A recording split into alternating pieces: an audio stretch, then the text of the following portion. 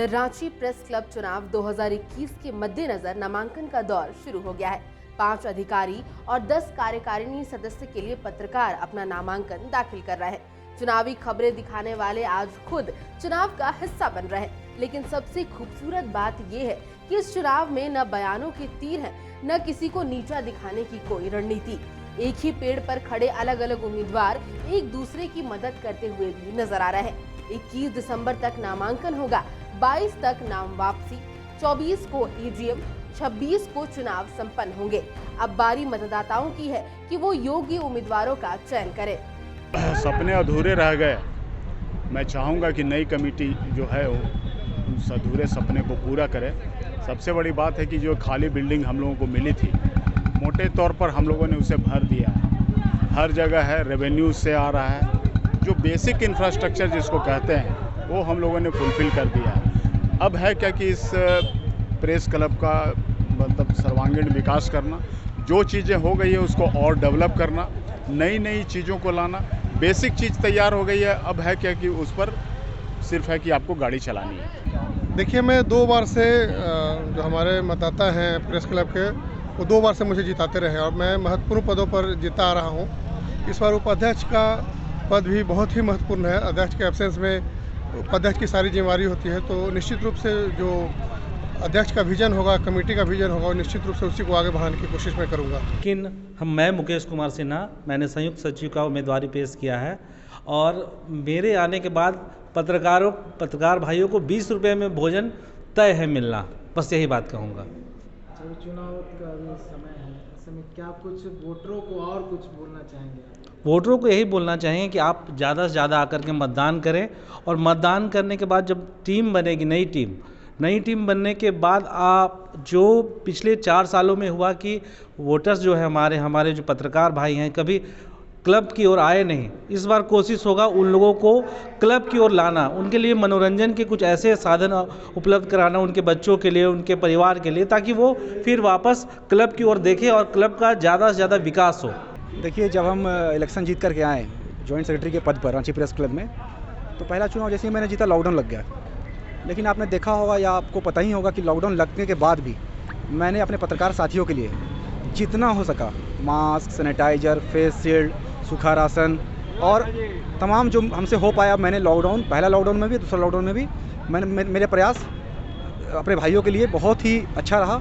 और अभी मैं आज मैंने सचिव पद के लिए नॉमिनेशन किया है और मेरे द्वारा आगे भी अपने भाइयों के लिए सेवा जारी रहेगा।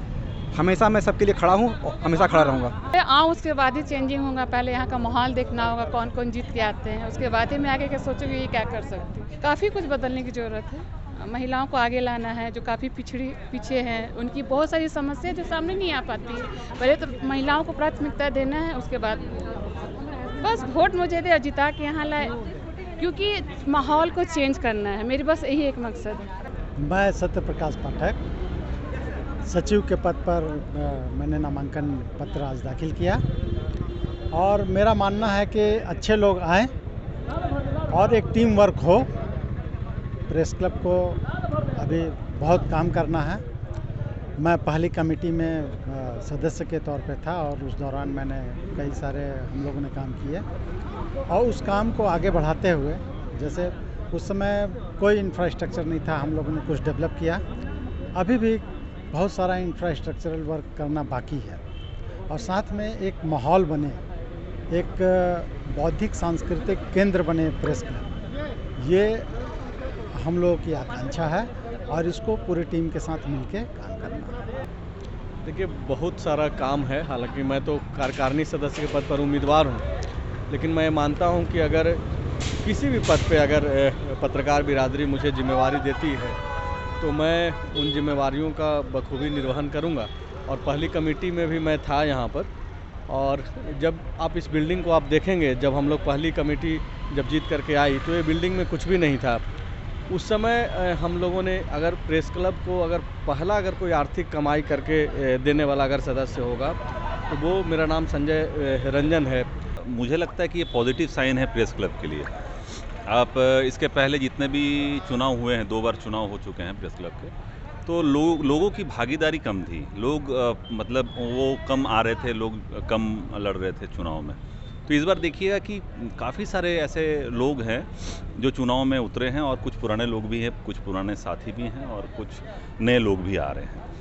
तो अगर एज अ वोटर आप मुझसे ये जानना चाहेंगे कि एक एज अ वोटर मुझे यहाँ क्या चाहिए, तो सबसे पहले ये समझना होगा कि इसको क्लब है तो क्लब रहने दें, इसको किसी भी तरह का एसोसिएशन मत बनाइए।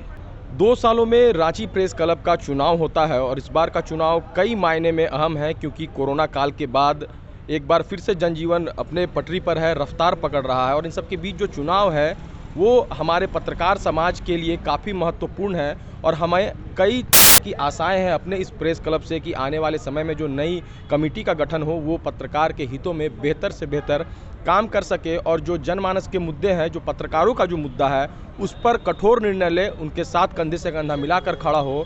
और मुद्दे कई हैं, चाहे वो हमारे पत्रकार समाज जो सड़कों पर दिन रात कड़ी मेहनत करते हैं और वो बावजूद भी वो अपने आप को अपेक्षित महसूस करते हैं। कई पत्रकार असमय काल के गले में समा जाते हैं और उन्हें किसी तरह का कोई वाजिब हक मुआवजा नहीं मिलता है। केवल ट्वीट और डिजिटल मीडिया तक लोग अपनी शोक संतप्त संवेदनाएं को व्यक्त करते हैं। तो इन तमाम विषयों को ध्यान में रखते हुए जो भी नई कमेटी का गठन हो वो पत्रकार के हित में काम करे, और खास करके जो असामयिक निधन जिस घड़ी में होता है, क्योंकि हम पत्रकार सभी कोई बहुत बड़े घराने से नहीं ताल्लुकात रखते हैं और ना ही हमारा बैकग्राउंड बहुत मजबूत है, तो कम से कम आर्थिक रूप से उन्हें मदद किया जाए और एक उचित प्लेटफॉर्म मिले, यहाँ पर साहित्य का विकास हो सके, और जो प्रेस क्लब का जो ये खूबसूरत इमारत 4 तल्ला का जो ये भवन बना हुआ है, यहाँ पर हम सभी एकजुटता के साथ मिले, एक दूसरे के सुख दुख में उनका सहयोग कर सके। समाचार प्लस, खबर वही जो हमने कही।